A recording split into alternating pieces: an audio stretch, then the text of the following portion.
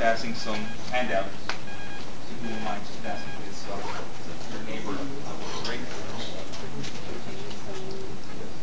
Yeah.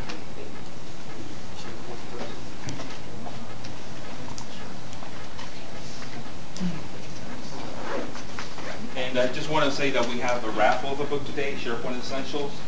So if you wouldn't mind just dropping your business card or a piece of paper with your name and email address, that would be great. So we can raffle this at the end of the training. Okay. Yeah. So if you wouldn't mind just passing that around, that would be also good. Oh, sure. I've heard that one.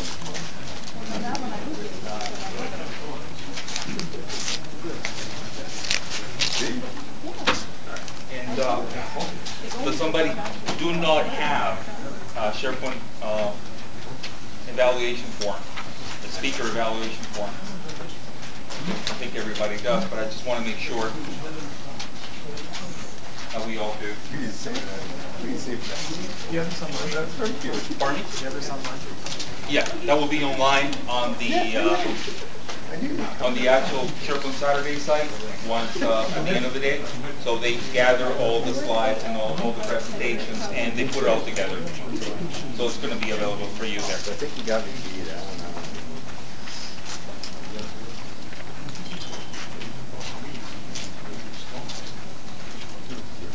Okay, so I think we're ready.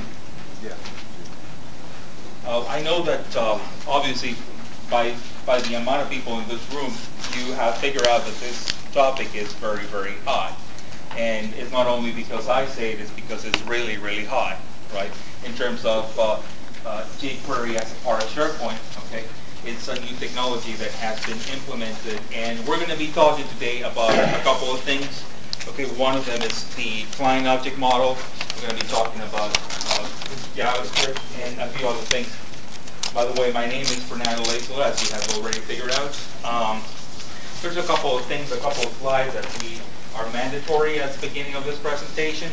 One of them is we have a SharePoint community in Philadelphia, okay, and all the information in there, which is also going to be available online, as well as a thank you to our sponsors, okay. And a little bit of information about myself and what I do. And this is the topic for the day. We're talking about ECMAScript JQuery, which is nothing but JQuery and SharePoint Silverlight and the client object model for SharePoint 2007 and SharePoint 2010.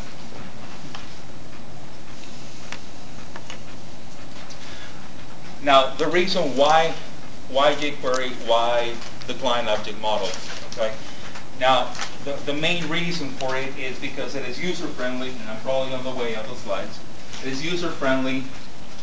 It basically uses less reloads every time that you use the client object model. You use the front end. Obviously, you're using your Internet Explorer, and you don't require to upload or reload the entire page. Okay, it provides a better interface and a better response to events, as you're not managing this from the server end, but you're managing it from the front end. It has a more interactive functionality, has a lot of features that allow you to create a better interface with the end user. And this, by principle, for MOV 2007, was comprised of JavaScript, your HTTPS request, whatever services you had, plus AJAX. And now, all these components here, and most of you have already worked with this, and I just wanted to check with you. I don't know, and I'm not sure of exactly the level that you have. Every audience has a different level, so we have people that are end users, and we also have the architects, and we have everybody in between.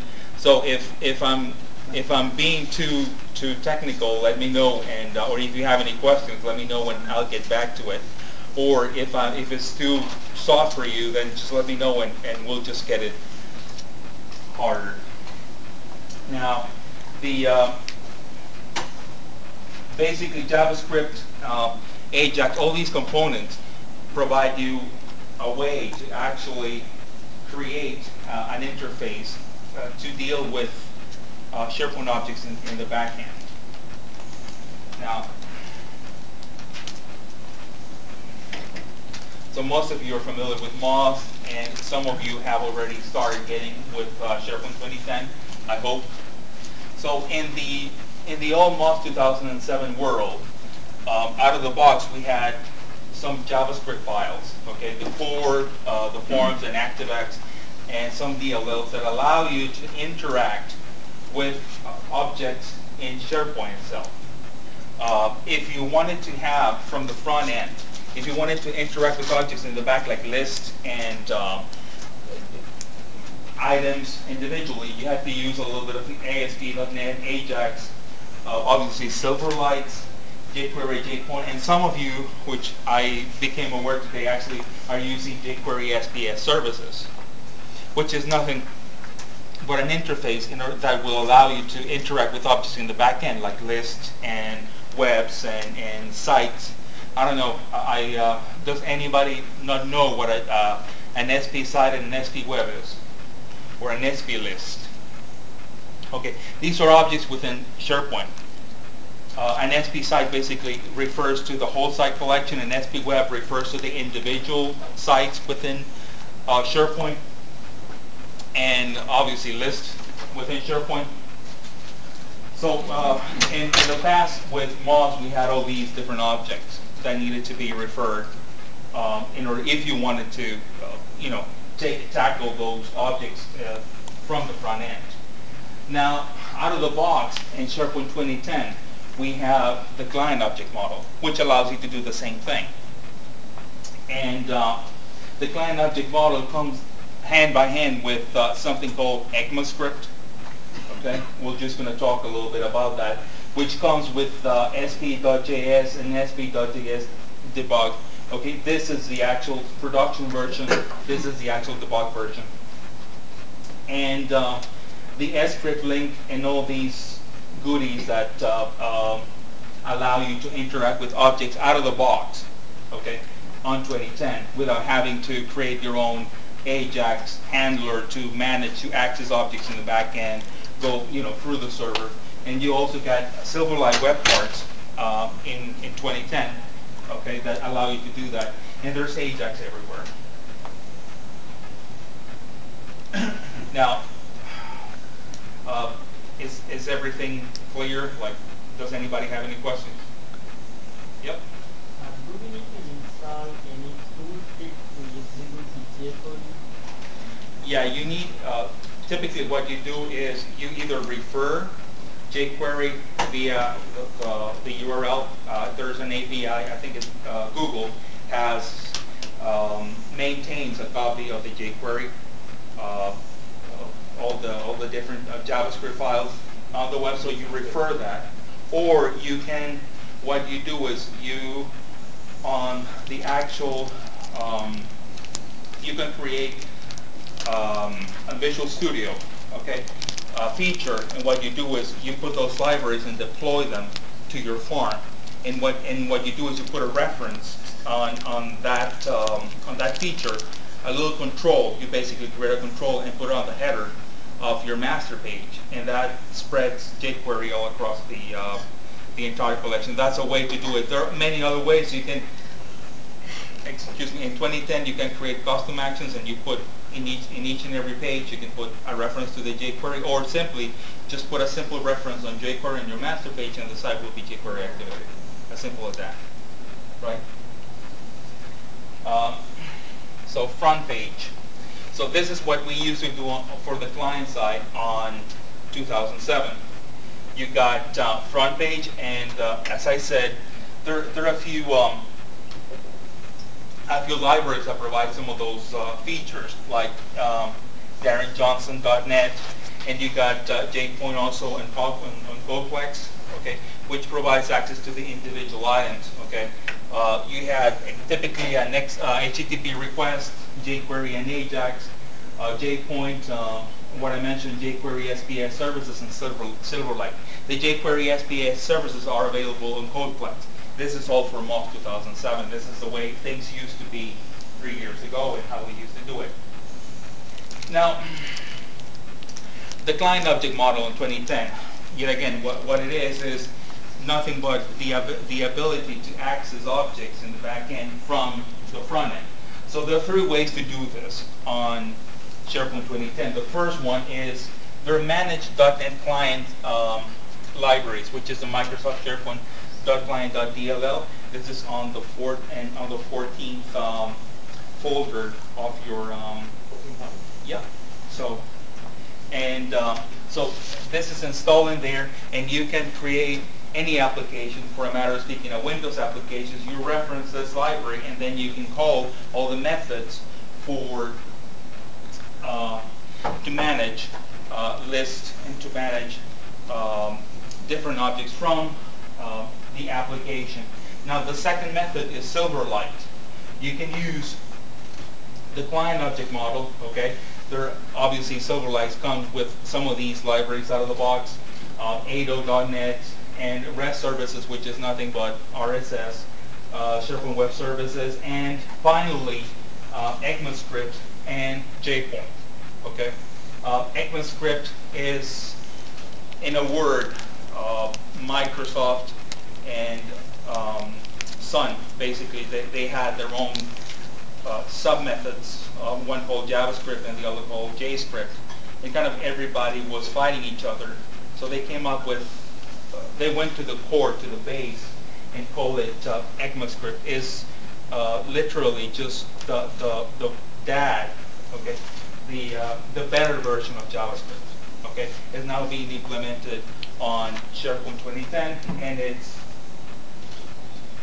available for you. Now, the client object model, these are some of the objects that you can access, okay? Sites, content types, lists, forms, okay? And some of the role definitions, assignments, workflow associations, folders, and web parts. And this kind of illustrates, gives you a whole list, okay, of what you can access and how you can take advantage of this on the client object model on 2010. Does anybody have a question? No? Okay. Now, introduction to JPoint, which is nothing but jQuery and SharePoint. Okay. What is it? How to use it? Why is it so popular? So JPoint is nothing but jQuery with SharePoint. It's actually easy JavaScript and ECMAScript. It can be JPoint. Well, jQuery can be downloaded at this URL, and JPoint can be downloaded at this URL as a part of CodePlex. And one of the things that I need to say is that jQuery, as some of you know, is faster than the DOM. Okay. Now, that has had an impact on a little bit of a paradigm shift with 2010, and it is that we are using less and less of the DOM on 2010. It's one of the things we're going to look into right now, and why we probably look at using jQuery as opposed to using the old JavaScript. So, and jQuery is actually cross-browser supported, and we're just going to see that in a minute. Now, one other detail about jQuery is that it's now integrated completely with Visual Studio 2010. So if some of you are developers, you'll know that it comes with an IntelliSense. So if you're developing within Visual Studio, especially an ASPX page, you're going to see that IntelliSense already has it. And Visual Studio 2008 has it already too, but you have to download SP1, right? So once you do that, you're going to be able to use that through IntelliSense. So I just want to say that it's a big thing because Microsoft is already behind it, right? So it was actually supposed to be already a part of SharePoint 2010. It was already supposed to be incorporated, but for many reasons, okay, it was not. Okay, there are many things that seem to have been left out of SharePoint 2010, like the .NET Framework 4.0, for timing reasons. So this is just a sample of the evolution, how we've been going through TCP to HTTP. Now we're on AJAX, and one more step to drive below this is going